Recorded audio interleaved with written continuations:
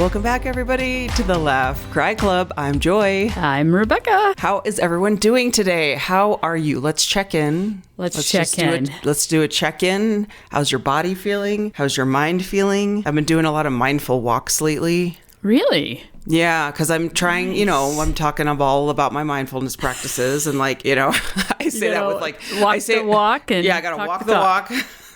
I got to literally walk the walk, and mindful walking is such a good way for me to get into that space. Sometimes the sitting is hard, even though it is very beneficial to do that as well. I also have been really enjoying mindful walks. So basically, I just listen to a mindful meditation while I'm walking and try to practice while I'm doing that. So anyway, I've been doing that, which is good. And I had this epiphany that this may sound very simple, but I was talking to one of my friends who also has done the mindfulness classes. And I was like, it just hits me that the act of going throughout your day and the inner dialogue and the thoughts that come in that feel maybe negative. And I have this tendency that I've talked about before, kind of like self-sabotage or like automatically going to this place of things aren't going to be as good as you think they are, or whatever it is. There's something that always comes in and tries to interrupt my positive thinking. And I just had this epiphany that was like, oh, that is the practice right there, is those thoughts are there. They will always be there. You will never get rid of them. You have to befriend them and understand the simple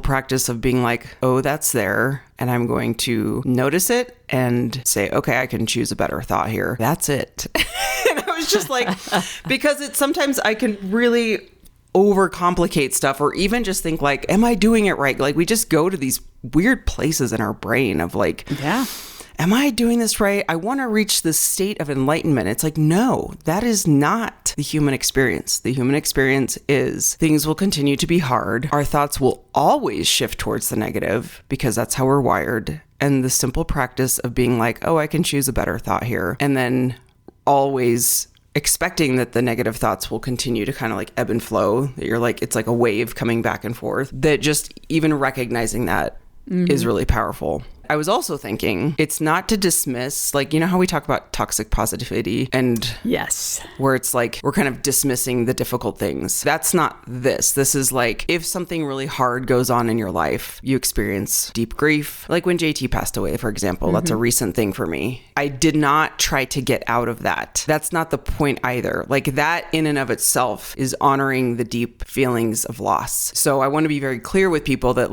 when we're doing mindfulness and I'm talking more about the automatic thoughts that just go in and out of your daily life. I'm not talking about when you're having a hard day and you just went through a breakup and you had a hard day. Let's try to get you out of that. No, let's honor the fact that that was a really hard thing that you're going through. Losing JT has been a really hard thing to go through. And when those thoughts come in, I honor it and I let myself feel sad. That is a different experience than being oh, today's going to be really hard because I'm projecting 20 hours from now. You know what I mean? That's a completely different scenario. So those are the things that have been on my mind. Not to dive right into my mental health, but here we are. I think that's a great point. Or I'm just thinking about the little things, for instance, if you're doing a workout, a lot of times people's workouts are on their phones, and I'm just using this as an example, but it's you're doing something, and the next thing you know, your thought is you just get pulled in and distracted really by something, or a thought. It's the thought that distracts you. You start thinking about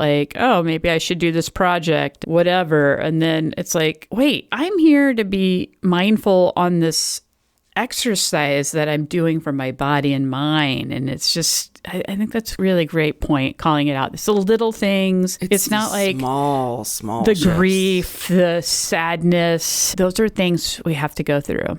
Those are the valleys of our lives. Yeah. And I keep thinking of sacred because there's a therapist, Francis Willer, who wrote a great book about grief. And he talks about just grief and sadness being sacred because, or holy even, however you want to word it, because of the great relationship. And that is a very real experience that we all go through. I just think we could really do a disservice if we continue to kind of try to always strive to be happy. If we're feeling sad, let yourself feel sad and honor those feelings. Or if you're feeling aggravated, let yourself feel aggravated and anxious, and then process through it to move forward and be like, all right, and just really taking care of yourself. But those small shifts of even like I said, walking throughout the day or doing my mindful walks of where your mind wanders to has been an interesting. It has legs of its own, doesn't it? It sure does. It's like, let me go over here. Let me go over here. It's like, where are you going? Yeah. That's such a good way of putting it. So I don't know. I don't know why I opened with that other than it's just been top of mind and something that I'm very aware of right now. And, as a reminder, everyone, if you are new to the podcast, we're 2 licensed therapists with over 20 years of experience. We started this podcast over 2 years ago, almost. We're hitting, wow, that's wild, Rebecca. Joy. You know what? We should celebrate. We really should. We're going to celebrate. And because it's June 2023, no, 2024, because we're in 2026, June 2024, we started the show. We are almost at 100 episodes. So we're going to hit right around 100 around our 2-year anniversary, of course. That is something to be very proud of. But if you're new to the show, welcome. We are really excited that you're here. And in this club, we really started it to normalize the human experience and also talk from an expert lens about mental health, because there's a lot of stuff out there. It could be helpful, it could be not helpful. We just hope that we're a helpful voice in sharing our wisdom and experience of being in mental health throughout the decades that we've been in mental health. And that's just something that we feel really passionate about, and also sharing some of our own experiences and kind of how we work through that. So we did have a request of sharing a laugh and a cry, because we haven't done that in a while. We kind of got rid of that just because I think we'll do it sporadically, or even as we feel inspired, because sometimes sharing it every single week feels like, all right, you're kind of grasping for things that you laughed and cried at. But we got a request, so we got to give the people what they want. And of course, today we're going to work. Today we are going to work. Today we're going to talk about surviving and thriving at work and mental health in the workplace. Rebecca, do you want to start with a laugh and a cry?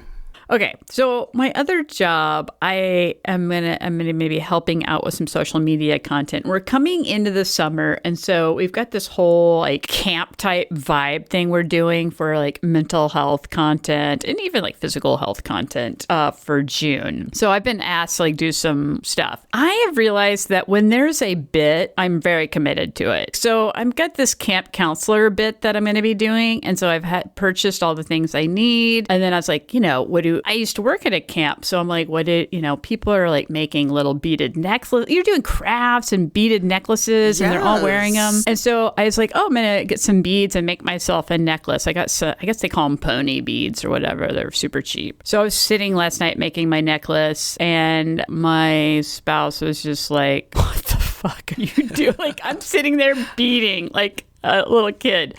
And so I made this necklace, and then I'm like, I started trying it on my new dog, Bianca. And I'm like, you look so cute. And so the joke was I can make us matching necklaces. But then I'm like, it kind of has to be a breakaway necklace, right? Or she could only wear it when I'm around, because, dogs can get collars hung up. Yeah. Needless to say, that brought me to the morning. I'm watching a video on how to make a dog necklace. And I guess I'm watching it really intently. And my spouse comes because they're getting ready to leave for the day.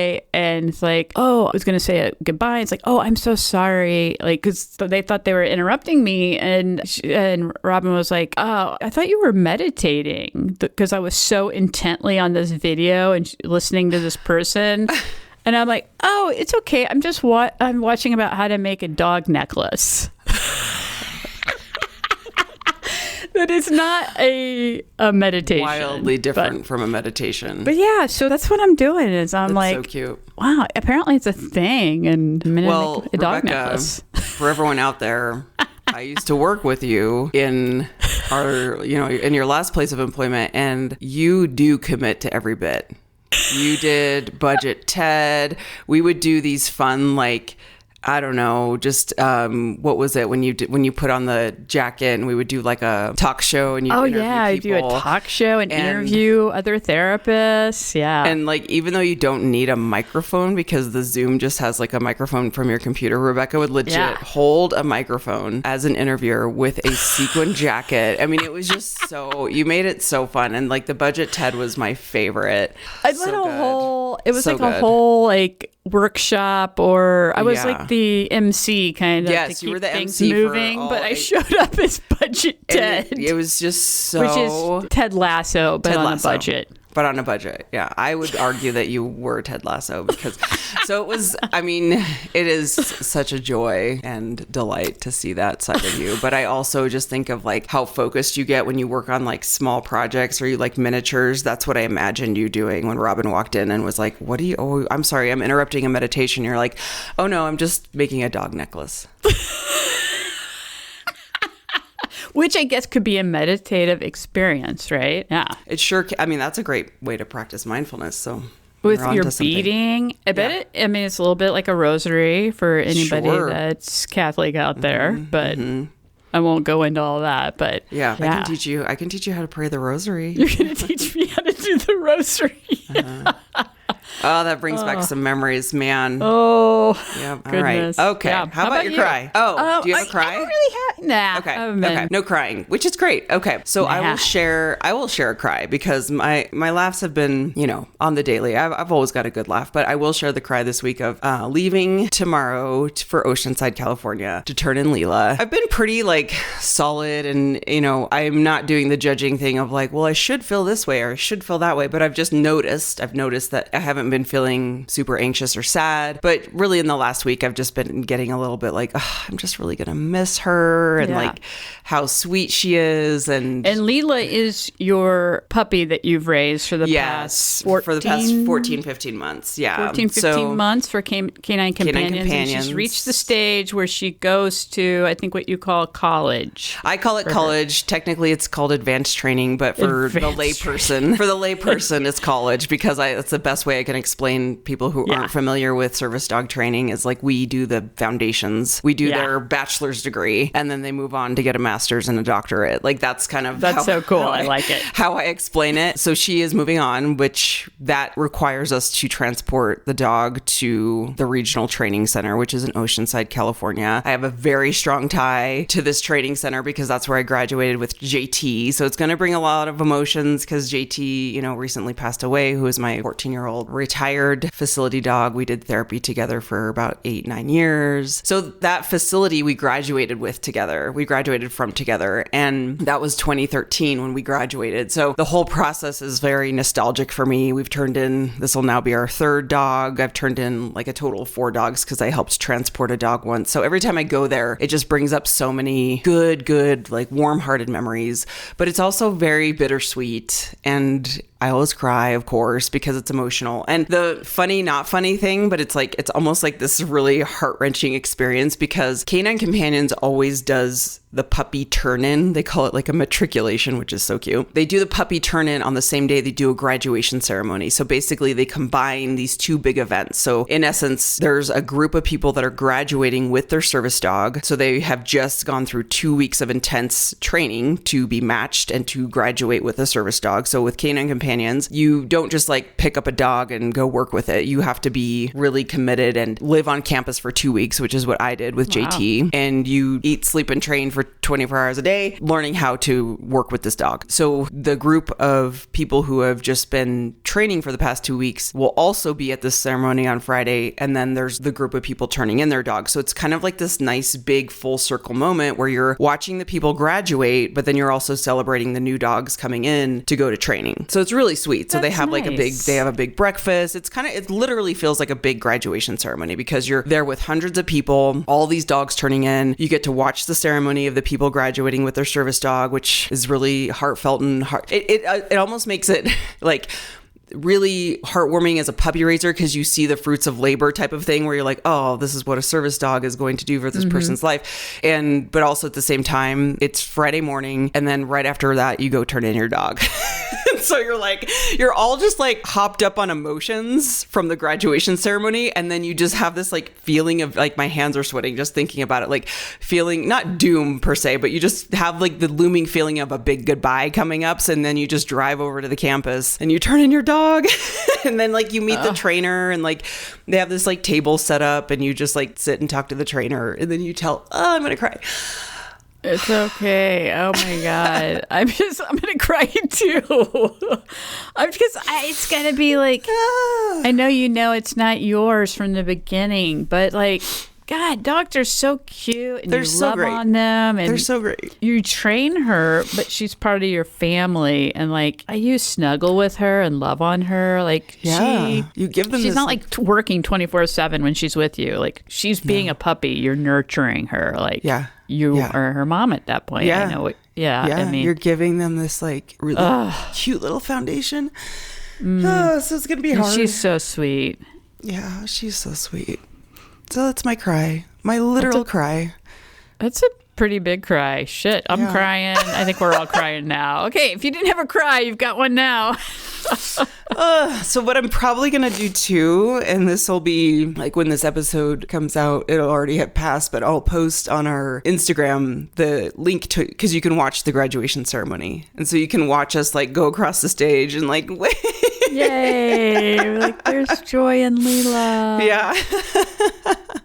It's really cute. They try to make it very special. And I understand that too. Cause they like, I mean, this is a volunteer gig, you know, like these people, all of us are, you know, we do it because it is just so rewarding and it's so fun and the community is so great. And so, but we laugh, like as puppy raisers, we always laugh because like, you know, when we're crying like this, we're like, and then when you get home, you're kind of like wrecked because you miss your dog. And yeah, you're always like, why do I do this again? Like, why are we doing this again? So yeah, it's just and like, then they contact you and say, guess what? We have another dog. Are you ready? And you're like, you do it because it's for the greater good. It's just the same thing as like any type of animal rescuing. It's like, you know, you're not going to hold that animal forever or you'll become a hoarder. Yeah.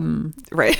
And it's the grief and loss, but also reward and happiness too, because it's just, you're part of the cycle. Yeah. And made a post on my Instagram this week that was like, it was something along the lines of like, we do this because this love is meant to be shared. You know, that's how I truly feel. Everyone asks, how can you just give them up? It never gets easier. You understand it in a different way. When we first turned in like our first dog, that was so hard. Joe was also hard because Joe is Joe, and you know, he came back to us. But because we constantly work with dogs, and this is probably true for people who foster, and like you have a different relationship with the coming and going, where you see this like beautiful benefit of all these dogs in your life. And that's what I love, is having new energy, like the next dog that we're gonna get, you know, like they're gonna have a new personality that we get to know. And how cool is that? So it's almost like we get to have this like speed dating experience with like all these cool dogs. And we have them for a short time, but then like they get to go and do these awesome things. And that was a long cry, but it is a lot. And I think it's, you know, just even talking about it here is like really hitting me. But I will keep everyone updated. And we are getting a new dog in June. Right around the corner. Yeah, we're going to get a 6-month-old dog to take over. He's in Colorado and he's being raised by another family, but they can't raise him, you know, full time for, you know, the rest of his training. So we're going to take him over in June. His name is McCoy and he's a yellow lab and he's super cute. And it's kind of perfect because Scott and I both have new jobs and like we both got promotions within our company. And we just felt that bringing on a new baby puppy would be a lot when we have unknown schedules right now. Yeah. And so this is kind of perfect. It fell in our lap. Perfect Potty time. trained already. Potty already trained. Knows basic commands. Basic. And skills. Like once they hit the 6-month mark, it's pretty smooth sailing. It's kind of, you know, it's downhill from there, because puppies are just, as people know, it's a lot of work for the first 3 months. You're you're just in your house all the time monitoring this dog. Did you pee? We have to go potty outside. Yes. Like constantly in and out, in and out, in and out. At one point I was just hitting an irritated moment one day. This was early on when Leela was a baby. And I just remember telling Scott, I was like, all I do all day is go in and out, in and out, in and out, in and out, in my house, out my house, in my house. Like, I just was like, I wonder how many times I go in and then out and then in and then out. Like open the door, close the door, open the door, close the door. Yes, it's a thing. It's like, I'm so frustrated. All I do is go in and out of my house all day. Yeah. Anyway, okay. Well, let's briefly talk about our topic for today. We're going to touch on this quickly because we thought it would be a good time, especially around Mental Health Month. And we're kind of wrapping up this month, of course, because the year's flying by already. You know, how we thrive at work. And are we surviving work? Are you thriving at work? Mental health in the workplace. This is a really big topic because, you know, we have to work. And we got to make money and we got to pay our bills. Yep. And not all the time do you have the control of the culture in your workplace. So, No. you know, I also want to say too, like we're saying work, but I want work to mean that could be anything. Like that could be a volunteer, if you do volunteer work all the time, or if you're caregiving, that's all kind of part of this as well, because these are environments where we're going to perform. And so I think one of the first things I'm thinking about is like, why does work kind of feel different right now than maybe even 5 years ago? I feel like the pandemic always gets brought up, but that I think changed expectations at work. There's this hustle culture. There's economic stressors that we keep having. And then this technology, this always on culture. And I'm curious. I want to ask our listeners, like, do they feel like work stress is worse in today's world versus, say, 10 years ago, 20 years ago? well, think about this. Think about you 10 to 20 years ago. What comes to mind for you? 20 years ago, I was not inundated by social media. I think that's a huge part of it. And just technological advancements that... Yeah, huge. AI.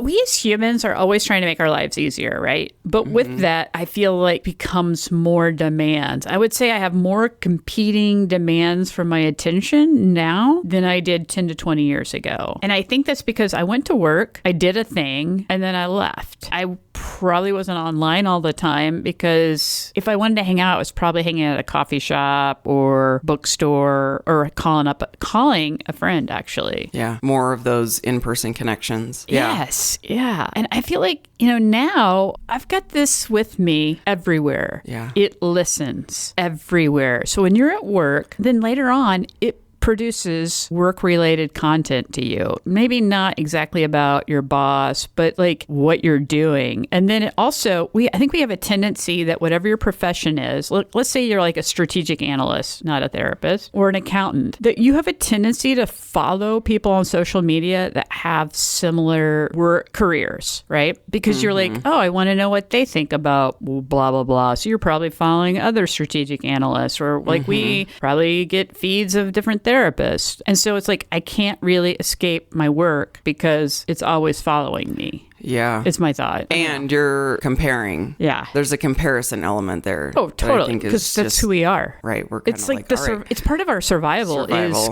comparing and trying to be like, who's the fittest? Like, it's just that archaic brain function of like survival of the fittest. Survival of the fittest. Yeah. So distractions were not as prevalent. No. Definitely. I remember the days of even like having access to the internet on your computer at work would be like, you'd be rarely careful of like even just going on the internet or how much time you would spend on the internet. Yeah. Like you were, because you weren't supposed to be on it really. Yeah, you weren't supposed to be on it really. Jobs.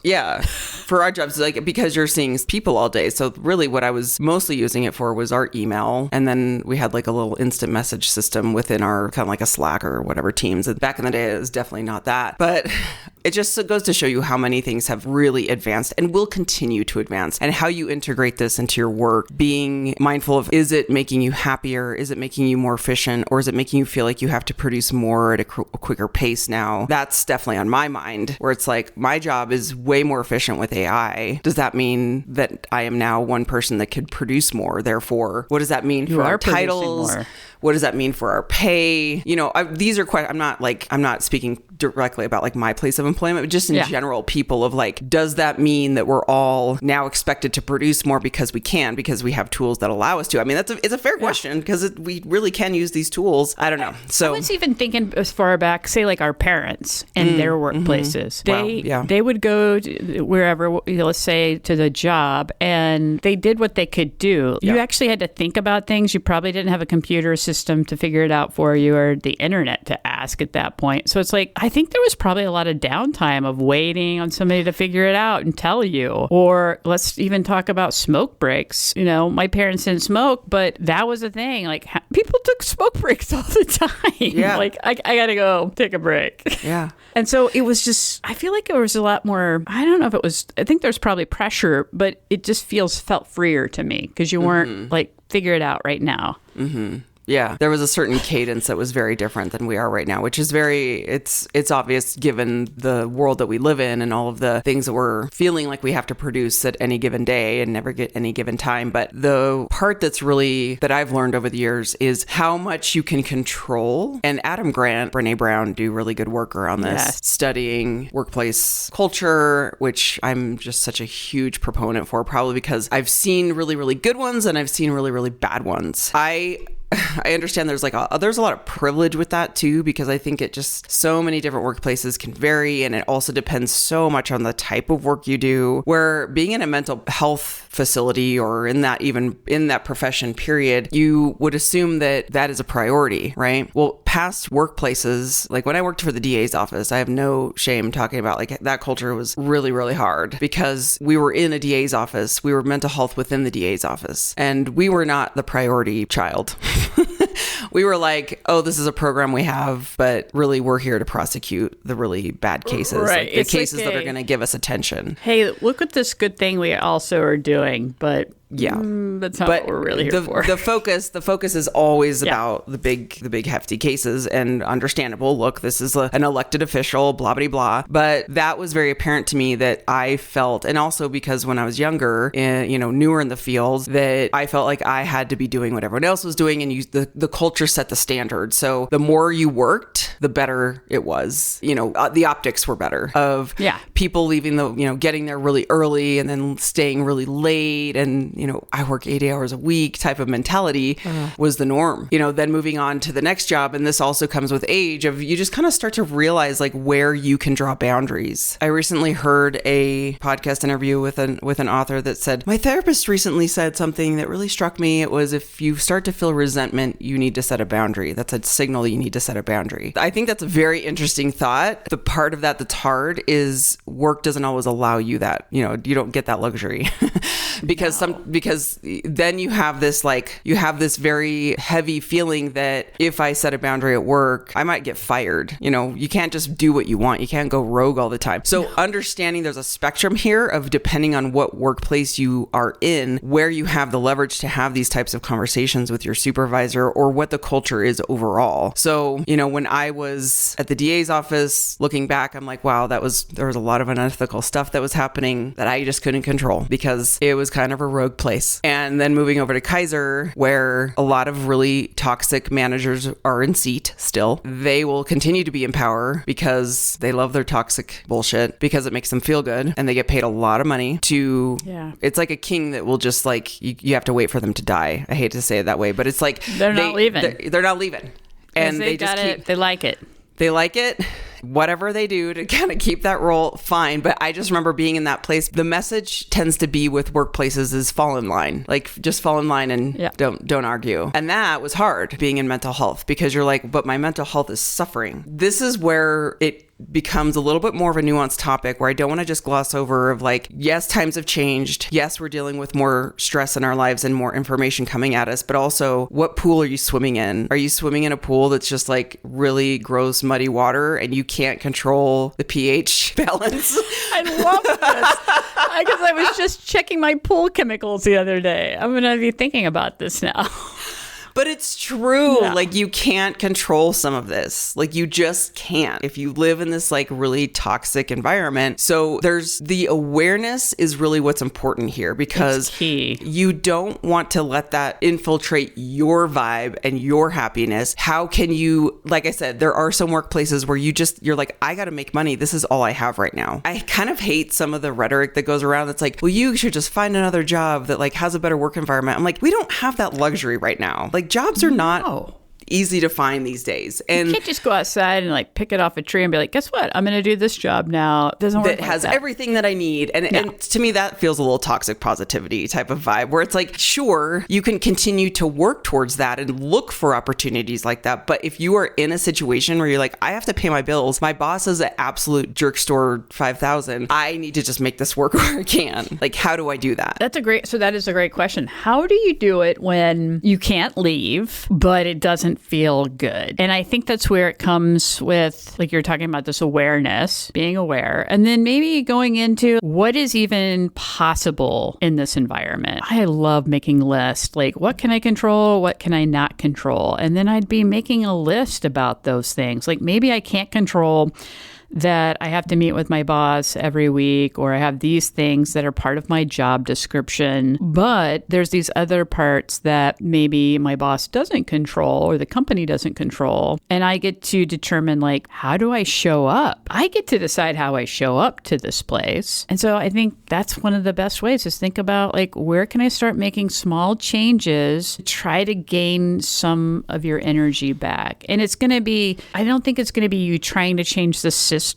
Great if you have that type of energy and you're willing to do that. But I think it's more about you're going to start looking at what you can change on your side to cope with what's happening, this toxicity. If you can't leave. If you can leave, by all means, and that's the right thing to do, do it. Yeah. And I will link some of the resources from Adam Grant and Brene Brown. Yes, they have I really love good them. resources around. I think Adam Grant at one point even did an episode on one of his podcasts about, like, what if I have a really toxic, horrible boss? And that's something that I think is a really hard question because it's A, it's so different for every person, but B, it's not like I just cannot stand the rhetoric of like, well, start looking for a new job or you like have a more positive workplace. And it's just like, that just feels like a luxury that not everyone has. Like, I feel like that is just... I'd say the majority of people don't have that. Yes. And that is not something the other thing that drives me nuts about that, and this is just a personal opinion, is like, then it gives this toxic boss the power. And I understand at the end of the day, there's only certain things you can do, right? If someone is like being downright awful to you and you know that's never going to change, like, fine, leave if you can. But like at the end of the day, I always think then that gives them this power. Like, you also are important in this job. Like, you hold value. So just because they are a jerk does not mean that you have to put up with that. Granted, we don't want to get fired. I understand that part, but it just means like you can also really put your flag in the sand around like, this is my job, these are my job expectations, and be crystal clear about what your expectations are. And that if they're, and like, you can also rise to the, I don't want to say like be argumentative, but you can also use your voice to be like, hey, how can we work together and address it if you can? Because I just think there's like, I think sometimes we get in this fear-based mentality of not wanting to confront because it is a position of power and you don't want to say something wrong and piss them off and get fired. Like, it's just a really hard situation to navigate. And I realize it's very nuanced, but I want to honor, like, if people are in a situation where they're like, my boss is just horrible or this workplace environment is very toxic, there are ways to get around it where you can make it tolerable. Is it going to be enjoyable? Maybe not, but tolerable where you can protect your peace. And use the things that you have available to you. Like, if your boss is really doing really terrible things, make sure you go to your HR department and have a discussion. That is your right. You have rights as an employee. So make sure you follow those as well. I'm curious too, like, I think it'd be good just to talk maybe a bit about, like, how do we know the difference between, say, a hard job and a toxic job? That's a really good question. For me, I was thinking about it, and I'm thinking of when I think of a hard job, I think of, there is probably stress, right? Mm-hmm. But it's manageable. It's a place that still, even though it's stressful and hard, it still allows me to grow. Like, there's some personal growth in this. Mm-hmm. And then I still have like satisfaction when I show up, that I'm like, oh, I feel like I'm still doing good work. Even though it's stressful, I feel like there's still maybe good communication between myself and leadership. When I think about toxic jobs, I think of, micromanagement always comes to mind, where it's emotionally harmful to you. It doesn't feel safe to be you or show up as you are. It essentially just kind of erodes your self-confidence. Like, you I'm just having like a reaction because I'm like, I totally remember this at Kaiser. Right. So it's like jobs can be hard, right? But there is a difference between it being toxic and hard. And it's like trying to identify which one it is. I think when it's toxic, you really feel it all throughout your body. Yes, you feel it in your body. Like you have that almost, what's the word when you have like that instant reaction? It's like almost like a trigger. You're like triggered when you get an email from Like a certain visceral person. type of... Yeah, like visceral, like you feel it, you feel the stress, your heart rate starts going up where you're just kind of like, oh, and you get really, maybe you get a case of the Sunday scaries where you're like dreading seeing this person or talking to this boss or whatever. Totally different from like a heavy workload. If you got a like big project that's due and everyone's working really hard and oh my gosh, you need to take breaks. Like I think about when an example might be when COVID hit and we were all asked to all hands on deck because we were in a medical facility and we still had to operate. So we had to figure out how to get patients seen safely. How do we do this? Like that was really hard. But toxic is, I cannot, this boss still like, she was so karma, horrible. Karma's coming for them. It really is. She was so toxic. She what's it called when you, wield your power? Wield your power, yeah. Right? Yeah. And she would do things like not assume positive intent. So if I, like, for example, if I had like, everything was negative. So like if someone wasn't performing, they were a bad employee. Instead of being like, let me be curious, like, what's going on here? How can I help you? She was like something happened with a patient where I was already on it. I was 10 steps ahead of her, but she got information on step 1, not realizing and not investigating that I was already on step 10 with this member, like this patient. So I had already resolved it, right? But she got wind and didn't investigate the whole story of step 1, emailed me and said, this happened, you didn't do this, and now this has to happen. Like now we have to recover this with this patient. And I was like, the hell you're going to talk to me this way? But like I had this visceral reaction of like, how dare you? But I was also afraid of her because she was my boss and I'm like this people pleaser and I wanted to like make sure. So then it made me feel like I wasn't doing a good job. And then I completely was like, oh, this is how she's going to manage. And she was always like that. She was very punitive. She didn't like one of her direct reports. This is the shit she would pull. She scheduled a one-on-one every week with this employee on Friday at 4 p.m.